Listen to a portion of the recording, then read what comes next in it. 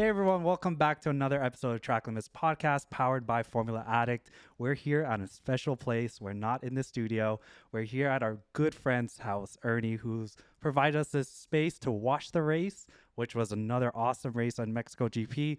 We're a bit gutted for a few things here, which we will discuss, but we also have an amazing guest with us today.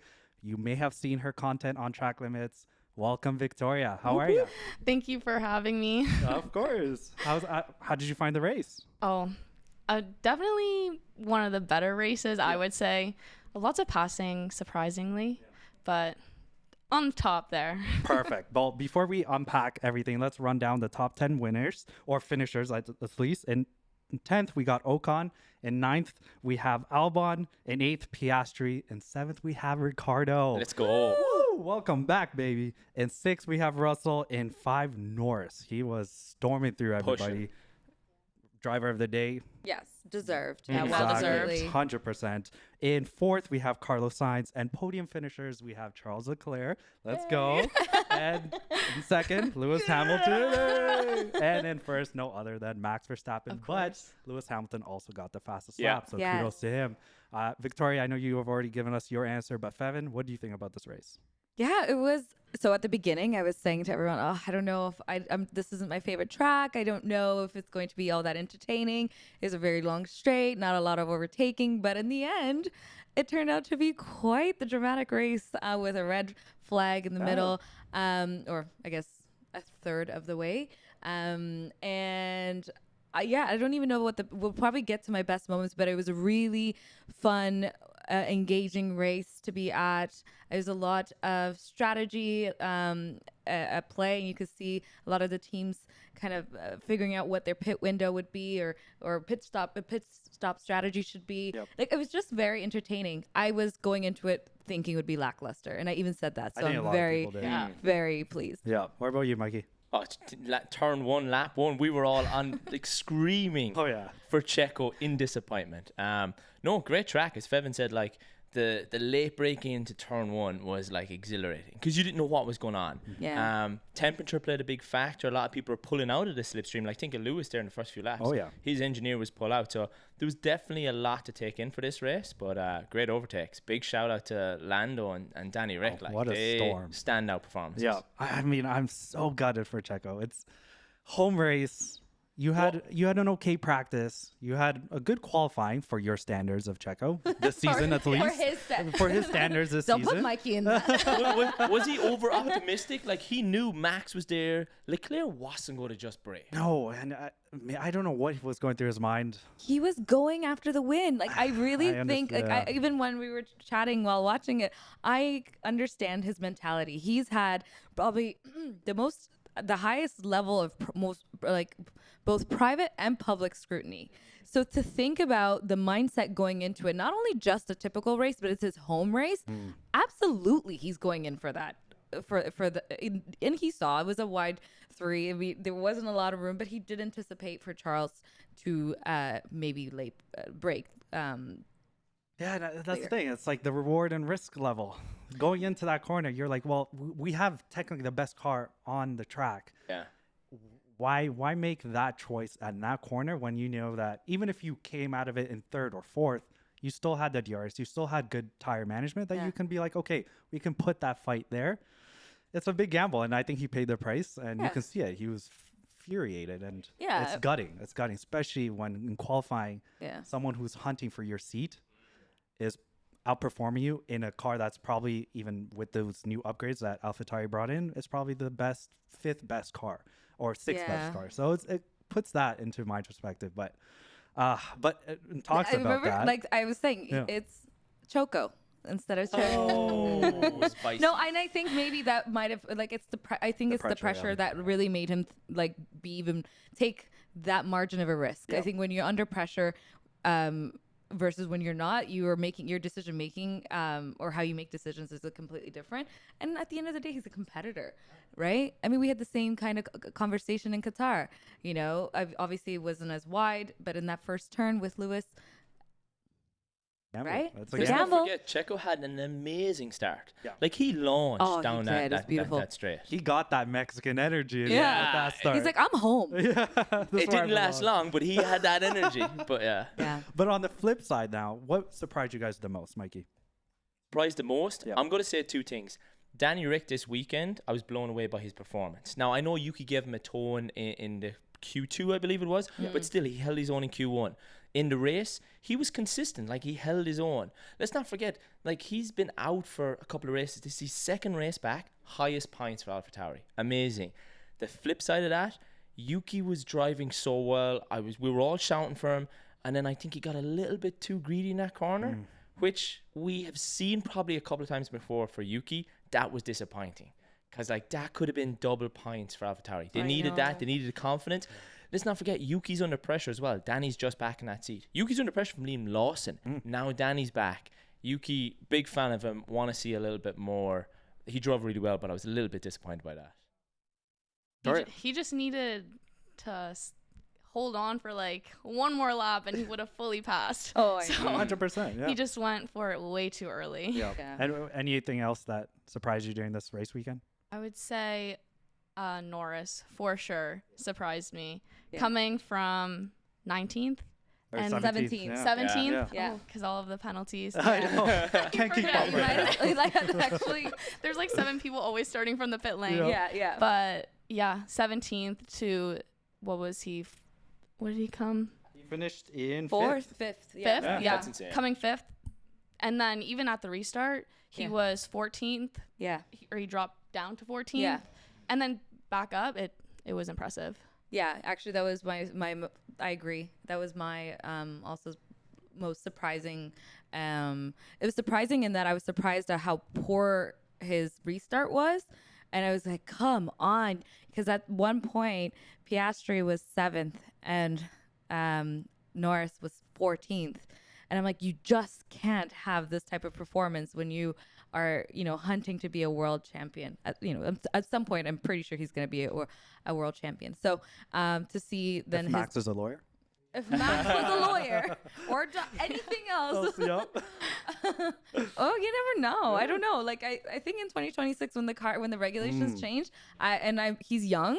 How old is Norris? I don't even 20. I think he's 25. 24, 25. Yeah, so around like, that area. He's got so much time. He's so much time that he will be a world champion. But anyways, him then kind of having the drive of his life to catch up to Piastri and surpass and P5. That was magic. Yeah. I honestly have to give it up to Ferrari. They came into this weekend being like, this is not going to be a track for us. We know that we have had bad outcomes this track. And then somehow during the practices, they were showing that they're going to be probably between P6 to P10. And then out of nowhere, qualifying P1 and P2. And even this race, they held themselves together. Yeah. Charles, yes, he had the accident with Checo in the beginning, but they had the good pace. They showed it. He finished on the podium, and Carlos was right behind him. So they surprised me the most. I was talking the most crap last week and be like, yes, because heck I no. said don't count the Ferraris, and y'all jumped down my throat. Yeah. Literally, absolutely not Ferraris out of this question. Yep. And look at that. They did it. When was the should last time you listen. heard Ferrari as well say strategy plan A? A, yeah. Like normally it's like D, E, F. It's like, what's going on here? Yeah. Plan A? Like, okay. But they really stuck to the one-stop strategy again. Yeah. Yep. But yeah, and it It worked. worked, They literally like, stuck to with the it. best Yeah. that could have happened. Yeah. Yeah. This is also a discussion that we were having while the safety flag came on with Haas with the accident. Yeah. This is the first time, well, in this year, I've seen a red flag come out when there was a crash of that instant. Yeah. Do you guys agree that it should have been a red flag, or should we have just had a safety flag that Max was saying? He's like, why are we having Red red flagging? flag? Yeah. Well, don't they have to rebuild the barrier? Yeah. And That's that's my a belief as safety well, yeah. concern, right? Yeah. Like you can't rebuild that while under safety. Under safety car. Yeah. I mean, what's the disadvantage? I don't understand why he would complain. Well, for him, he just pitted. He's on a fresh hards. Well, he had who? a 10-second gap, and now all of it is erased, and they had to do a full restart. What was the restart. gap in which he finished? Like 9 seconds, 10 9 seconds. seconds or Oh, no, something. actually, it was No, it 12. was 12. 14. Yeah. 12. Yeah. Yeah. So, like, what is of all the It's a race chance. of all the people on that grid, Max should not be talking. Like, it doesn't matter. Maybe he had a goal for himself. He's like 20 seconds or nothing to gate maybe that gap put a and bet lost it. down. Yeah, maybe he put a bet. He probably bet. He was on that bet 99 or something. He probably was. Yeah. But like the Europe or the, The European Mexican version, because I'm like, he's gonna finish 20 seconds or Ahead whatever anyways. seconds ahead, anyways. Yeah. Well, he probably just didn't want to risk what happened in the first turn again. Yeah, but I think that's what really made this jam packed. I mean, Fun not, again, yeah. but safety wise, I mean, it makes sense also like that Kevin is okay and that the debris was cleared and then it was the barriers rebuilt. I mean, those regulations or like this, whenever it comes to safety part of regulations, I'm like, no, stick to, like, we don't mess around because that's what keeps this sport going. And like what if another accident happens in that area? If it happened once, it could fully happen again. Exactly. So Definitely. Yeah. even if it was under just safety car. Yeah.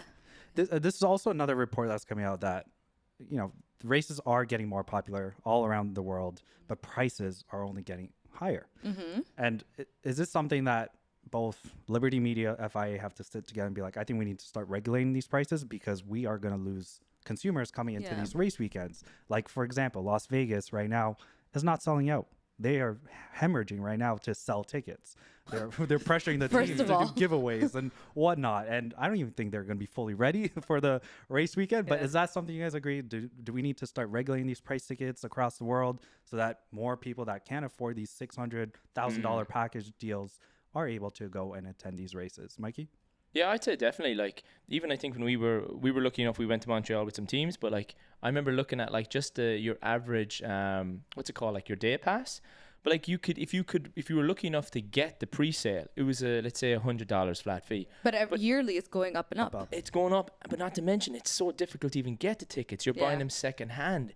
It's going crazy. So I would definitely say you got to lower the prices, maintain those prices, let the fans see it. It shouldn't be a bidding war to go see your favorite team, your favorite driver. Like, it shouldn't be a money grab. Yeah. Victoria, what do you think? I agree. Yeah. As someone that really wants to go see the prices being so high, I agree that they need to lower them because there's so many more fans year after year that all want to experience it, but they can't. Only all that money can go see it. I think it's like the legacy of the Formula One has always been like catering to the upper echelon of the population. And given like Liberty Media, Drive to Survive, you have a lot more younger, like both younger and younger audience as well as people from every socioeconomic background. Yeah. And I think that is what is driving the economy. That's what's driving the popularity. And I do think that we're going to get to a point where we'll see a fall off if we aren't already, because of the sheer commercialization of this popularity. So I do think it needs to be stabilized or regulated. I mean, obviously, like even if you're watching basketball or any other sports, playoffs and finals, there are certain games that will be more expensive, and that makes sense, but shouldn't be all the American ones or North American ones are so expensive. I'm not too sure about the European ones because I have not looked. But when I think of Vegas and the prices, I'm like, I don't want to go. Why would I want to go? Yeah. It's going to be chaos. It is. And not even just that. It's also hotel, every other having to expense. stay, having to travel there. Yeah. That's also because it's Vegas. It's going to be expensive. So, yeah. No, and I think James, who is an awesome content creator, chiming on this with an interesting idea that they can institute in F1 that would change it. James? Hey y'all, James Coker here. Big fan, longtime listener, first time caller. A lot of people don't realize this, but I'm very new to Formula One. This is my first full season following the sport. And when I talk to F1 fans who have been following Formula One for a long time, one of the biggest issues they have is how cost prohibitive it is to attend Grand Prix.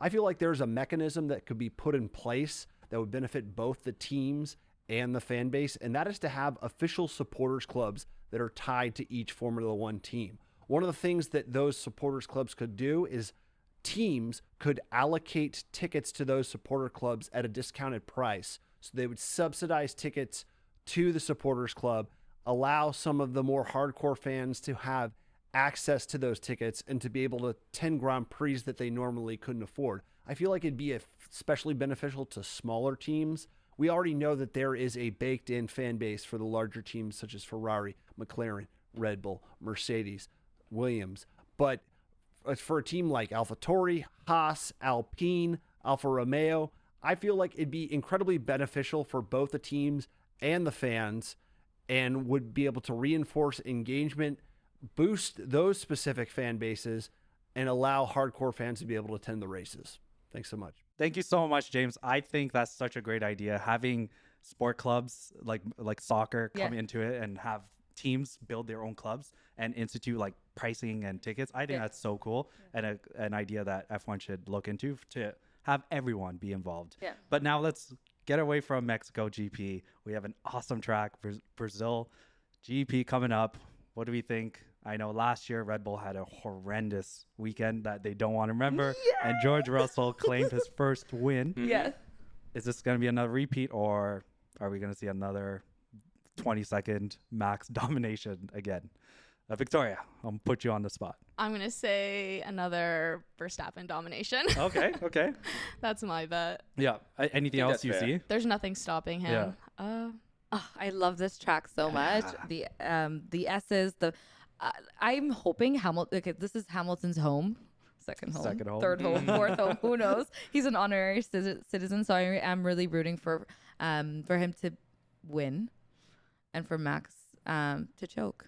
Oh, that's bold, Mikey. I don't think that's going to happen. That hasn't happened all season. Listen, let me live in my Delulu land. Okay? Oh my God. That's where I've been living all season. I mean, to be a Ferrari fan is to be Delulu. Hey. Carlos got his win. He did get his win. That's so true. And it was a good win. Let's go. That was It'll really honestly good. probably be like Mercedes fighting with Ferrari for second and third. McLaren with the sweeping corners. Like, I'm hoping McLaren will be up there. Yeah. Like, today you saw, like, Lando's moves today on turn 4 and 5 and Ricciardo, outstanding. Yeah. Same moves in Norris. So Lando's getting that best out of car. Piastri, it was a little bit like he was doing well, he maintained, but he didn't push it. So sure, let's hope McLaren gets up there. What the hell is going on with Aston Martin? I was just about to say that. Are they going to show up next week, or are they going to retire with 2 laps to go? Yeah, 2 laps to go, retire.